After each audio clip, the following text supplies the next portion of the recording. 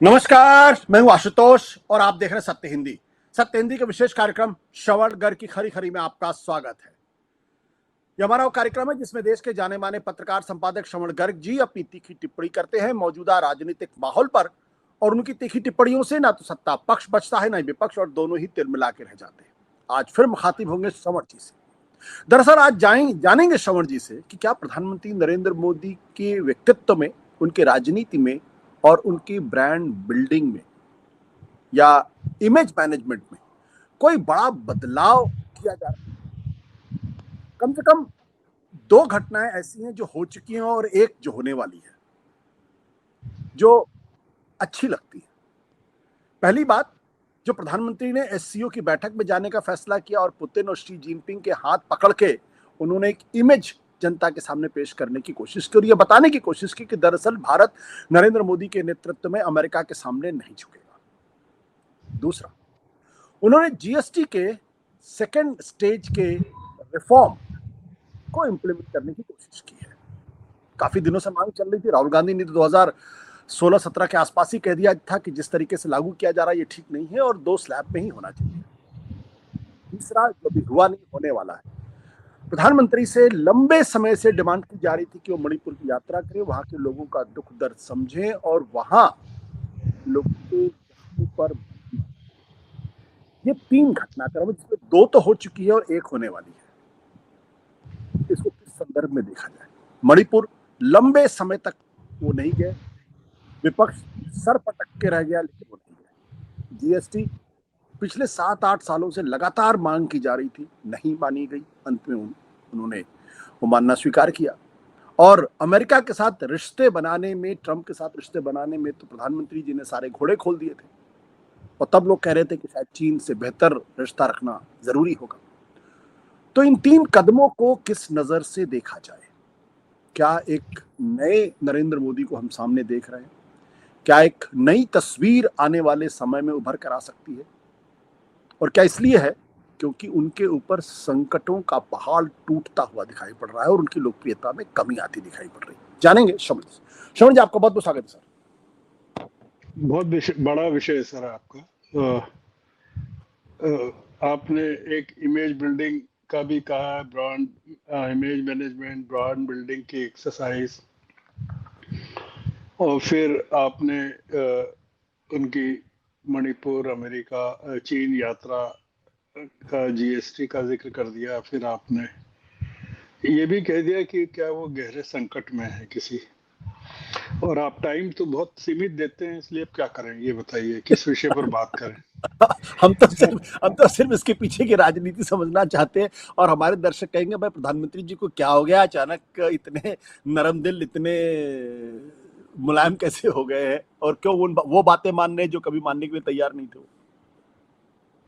देखिए, मैं आपने जैसा कहा वैसे ही मैं चलता हूँ। जी।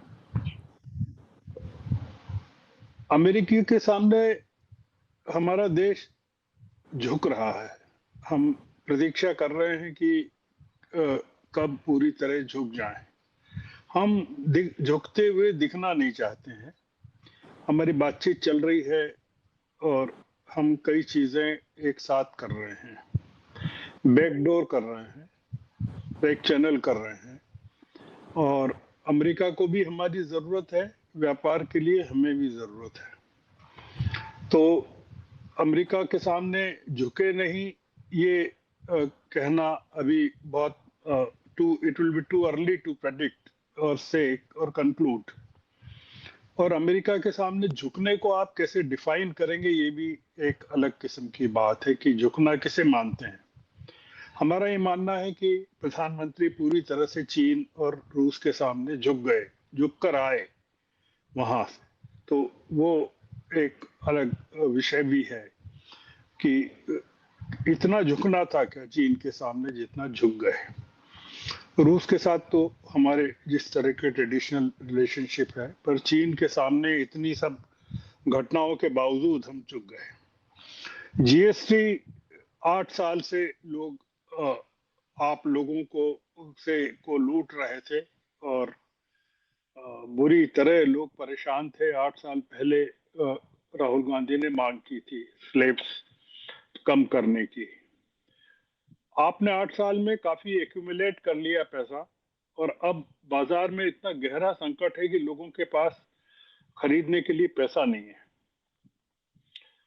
आपका एक्सपोर्ट बंद हो गया, कम हो गया। अब आप चाहते हैं कि लोग यहाँ स्वदेशी खरीदें, अपनी कंपनियों का खरीदें, तो उनके पास पैसा नहीं है। तो आप थोड़ा सा ये जो ग्रोथ है उसको बनाए रखने के लिए लोगों को पैसा दे रहे हैं कि फेस्टिवल टाइम में आप अगर देखें कि किन चीज़ों पर लोगों को राहत दी गई है, तो आपको समझ में आ जाएगा कि ये मार्केट का जो प्रेशर है कि आप डोमेस्टिक मार्केट को अपलिफ्ट करिए, उसका एक प्रेशर बहुत जबरदस्त तरीके से है।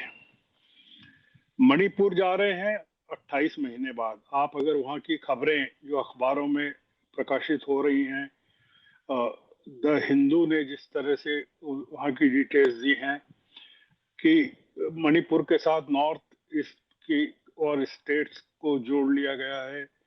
मणिपुर की जो खबरें हैं, वहाँ क्या करने वाले हैं, इतनी टाइट सिक्योरिटी है कि आपको बयान नहीं किया जा सकता। जबरदस्त तरीके से कितने लेयर की सिक्योरिटी प्रधानमंत्री की वहाँ लगाई गई है। प्रधानमंत्री क्यों जा रहे हैं वहाँ? जमीन को छूने के लिए जा रहे हैं, इम्फाल को, चंद्रचूड़पुर को छूने जा रहे हैं, कि वहाँ राहुल गांधी जिस तरह से गए थे वहाँ इम्फाल और थौबल में, उस तरह से जा रहे हैं?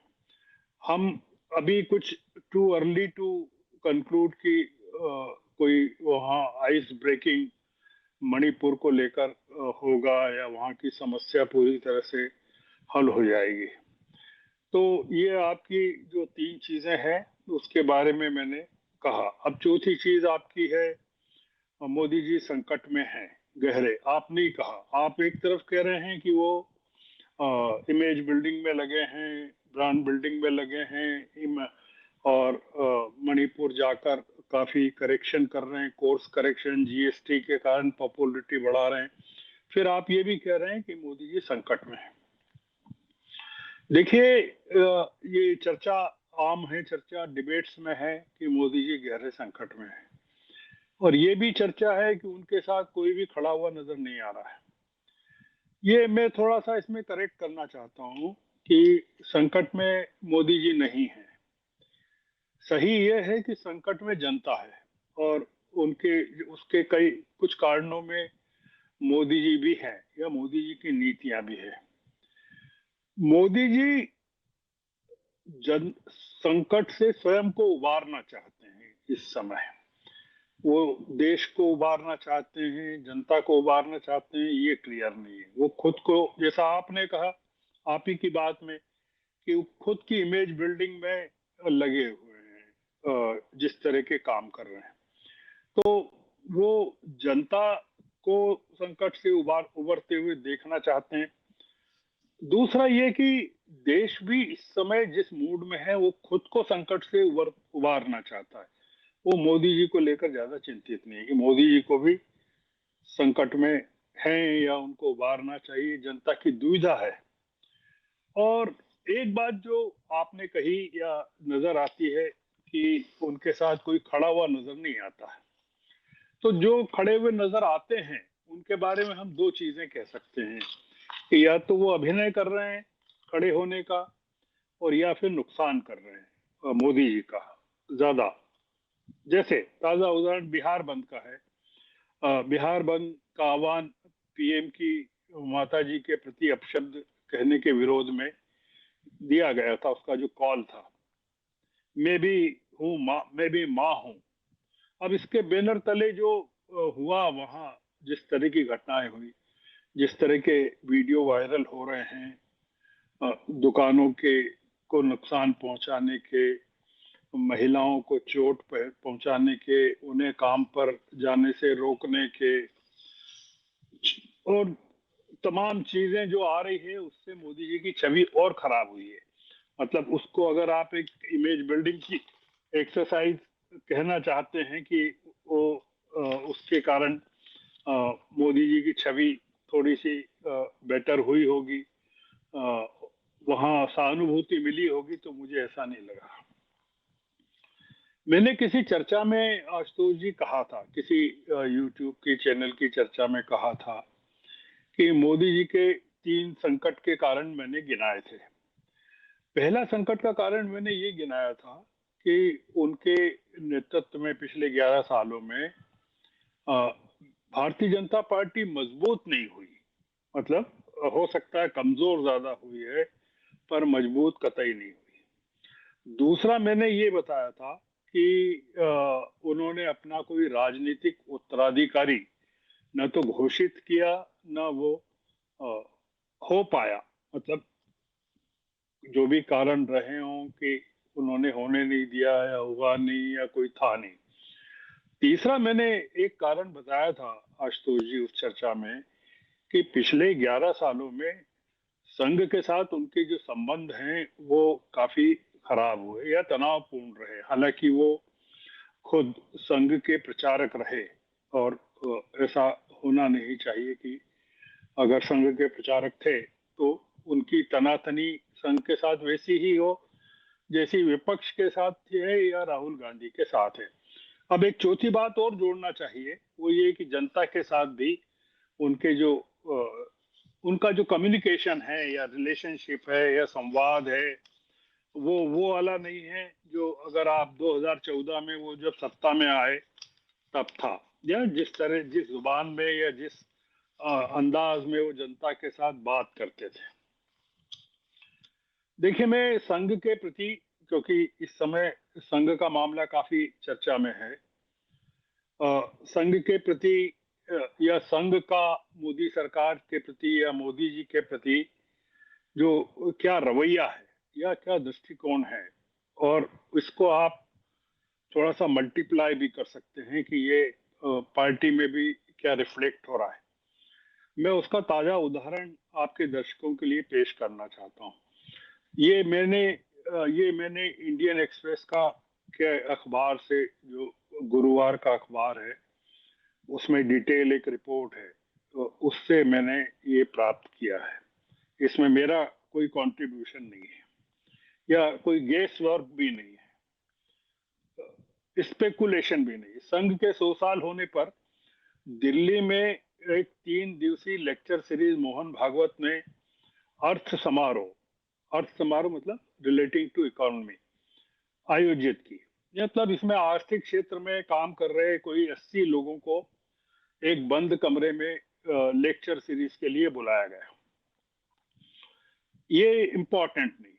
इम्पोर्टेंट ये है कि इसके स्पेशल इनवाइटी और जो स्टार स्पीकर थे रहे वो डॉक्टर मुरली मनोहर जोशी रहे हैं, और जिन्हें मोदी जी ने मार्गदर्शक मंडल में पटक दिया था। उनकी जो जोशी जी हैं उनकी उम्र इस समय 91 ईयर की है। अब मैं जो मुद्दा है उस पर आना चाहता हूं कि देश की आर्थिक स्थिति, आपने जीएसटी का उल्लेख किया तो उसको भी इसमें इंक्लूड कर लीजिए। आपने चीन और रूस के सामने सिर उठाकर खड़े होने की बात की, अमेरिका के मुकाबले, उसको भी इसमें इंक्लूड कर लीजिए। आपने ये कहा कि हम अमेरिका के सामने झुके नहीं, उसको भी इसमें शामिल कर लीजिए। उन्होंने देश की आर्थिक स्थिति को लेकर जो जोशी जी ने, डॉक्टर जोशी ने जो प्रस्तुतिकरण दिया वहां किया या दिया, और जिन विद्वानों का अपने प्रेजेंटेशन में हवाला दिया, उसमें वाम मार्गी या वामपंथी नोबल विजेता अमर्त्य सेन अग्रणी थे। मतलब काफी प्रोमिनेंटली जोशी जी की बातों में वो उभर कर आए। ये अमर्त्य सेन वो हैं जिनको सरकार ने अपमान दर्शक मंडल में शामिल किया हुआ है, मतलब हाशिए पर डाला हुआ है। डॉक्टर जोशी ने या मुरली मनोहर जोशी ने, जो हमारे पूर्व में बीजेपी के अध्यक्ष रहे हैं, एचआरडी के एजुकेशन के मिनिस्टर रहे हैं, फाउंडर रहे हैं, जनसंघ के लोगों में रहे हैं, one of the senior most BJP stalwarts.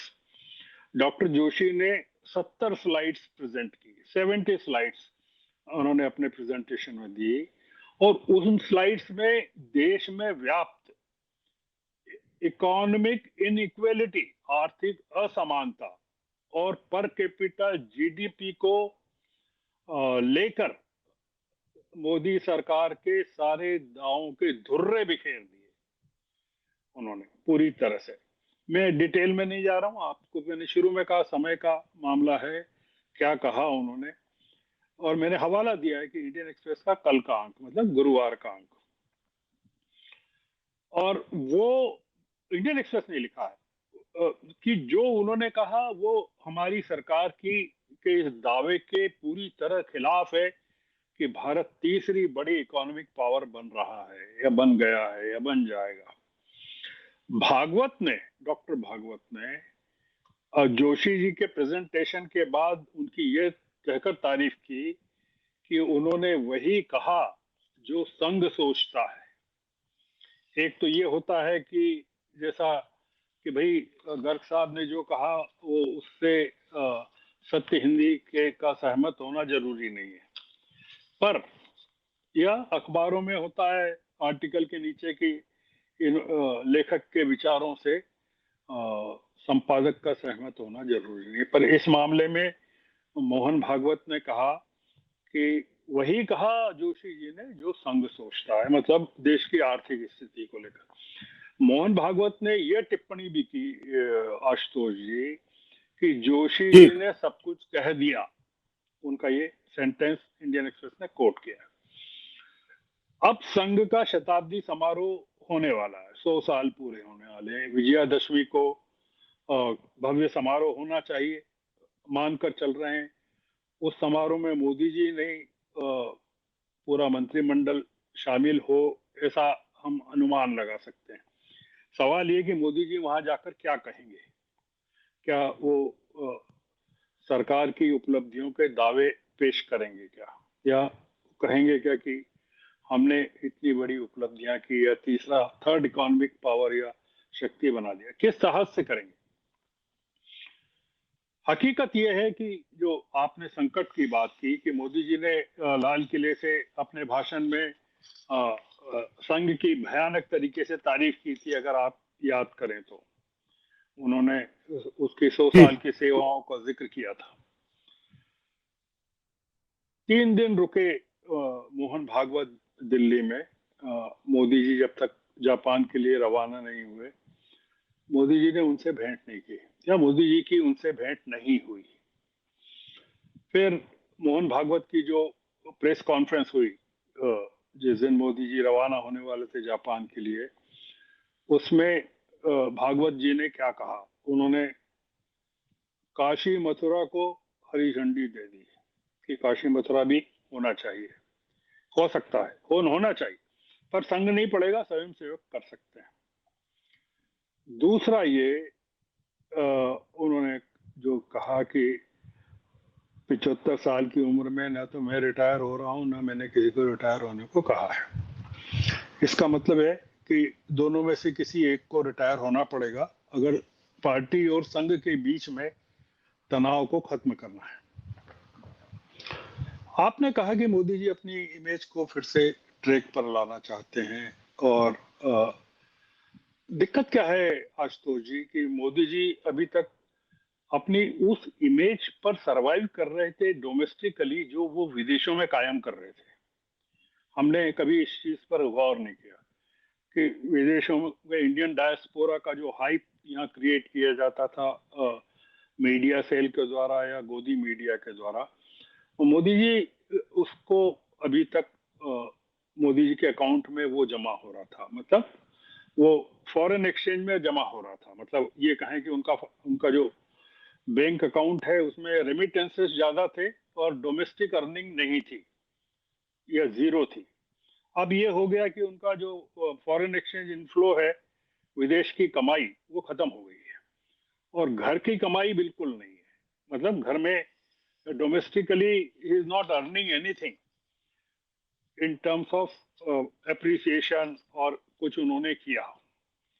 तो ये जो पूरा मामला आपने बताया जीएसटी में, मैंने भी शुरू में जिक्र किया 8 साल की छूट, 8 साल तक आपने आप ये प्रोजेक्ट करते रहे कि जीएसटी में हमने कितने लाख करोड़ रुपए इकट्ठा किए, which has been your strength of economy, और अब आप जैसे चुटकी भर सिंदूर टाइप आप वो जो छूट दे रहे हैं वो आपने दी है। वो जो इम्पैक्ट है हम आपके एक्सपोर्ट्स पर, जो वो जो आरबीआई के जो पूर्व गवर्नर जो अब उसमें चले गए हैं, पटेल, उर्जित पटेल, वो कह रहे हैं 55% इम्पैक्ट आने वाला है हमारे एक्सपोर्ट्स पर ये यूएस टैरिफ का। हमारा माल कहाँ जाएगा? Already we are not into manufacturing. तो ये अगर जीएसटी पास ऑन नहीं किया गया कंज्यूमर्स को, जो कि हर टैक्स रिलीफ के बाद नहीं किया जाता है कॉरपोरेट्स के द्वारा, तो कंज्यूमर वहीं खड़ा रहेगा। तो केवल जो दिखेगा जीएसटी का इम्पैक्ट आपको कारों पर दिखेगा कि कारें सस्ती हो गई, वो एक पर्टिकुलर रेंज तक उन्होंने जो की है 1200 सीसी या 1500 सीसी के बीच की जो बात है। तो ये चीन की यात्रा से, जैसा मैंने कहा, इमेज बिल्डिंग नहीं हुई, नुकसान ज्यादा हुआ, डोमेस्टिकली नुकसान ज्यादा हुआ, क्योंकि चीन के प्रति भारत के नागरिकों का नजरिया जो है वो सहानुभूतिपूर्ण नहीं है। वो चीन को एक एडवर्सरी के तौर पर ही मानते हैं और कई घाव हैं उसके हमारे सीने पर चीन को लेकर। तो इसलिए ये उनका पूरा का पूरा जो मामला है, आपने आखिरी बात ये कहना चाहता हूं, अगर आपने आज की खबर देखी हो तो ट्रंप ने अपनी ब्रांड बिल्डिंग के लिए जितने अमेरिका के टेक कंपनियों के जो बड़े बड़े सीईओज हैं उनके साथ डिनर किया, और वो जो डिनर है वो वायरल हो रहा है। उसमें क्या बात कर रहे हैं, वो एप्पल के सीईओ से पूछ रहे हैं कि आप कितना इन्वेस्ट करने वाले हैं अमेरिका में। ये पूरा पब्लिक है। आप पूछिए, आपने ये सवाल तो पूछा नहीं मुझसे कि क्या मोदी जी भारत के उद्योगपतियों के साथ भी ऐसा कोई डिनर करेंगे क्या, और अगर डिनर करेंगे तो उसमें किन उद्योगपतियों को बुलाएंगे? क्या अंबानी और अडानी दोनों होंगे उसमें, एक साथ उनके दाएं बाएं बैठ पाएंगे, या मोदी जी उनको बिठा पाएंगे पब्लिक एक्सपोजर के लिए? मुझे लगता है कि बहुत कई चीजें हैं आशुतोष जी। हम कामना कर सकते हैं कि मोदी जी ने जो प्रयास शुरू किए हैं, आपने जैसा कहा है, उसमें वो सफल हो, मणिपुर का संकट हल हो, और वहां के कि वो महिलाएं जिनको नग्न करके घुमाया गया था, उनके साथ बलात्कार किया हुआ गया था, तो मैं भी हूं माँ की थीम पर बिहार बंद के बाद मोदी जी अगर वहां जा रहे हैं कि महिलाओं का अपमान का पूरा मामला उनके मन में है कि अगर कोई उनकी माँ का अपमान कर सकता है तो मणिपुर की किसी महिला का अपमान कैसे हो सकता है? तो हमको कामना करना चाहिए कि मणिपुर की जनता, कुकीज और मैतीज दोनों मोदी जी की यात्रा पर वहां तालियां बजाएं, उनसे मिल पाएं, और देश को मोदी जी कोई बड़ी खबर दें कि भाई देखिए, मैं गया मणिपुर, मेरे ही यात्रा का इंतजार कर रहा था, और मेरे कारण मैंने मणिपुर की यात्रा को मणिपुर की समस्या को हल कर दिया। अगर ऐसा हो जाता है तो अपन दोनों बैठ के फिर एक बार और बात करेंगे और चर्चा करेंगे। थैंक यू आज की सर। चर्चा इसी नोट पर। जी, Thank thank you, you sir. Very much.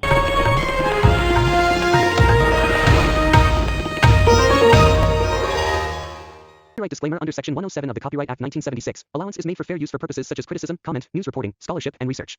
Fair use is a use permitted by copyright statute that might otherwise be infringing.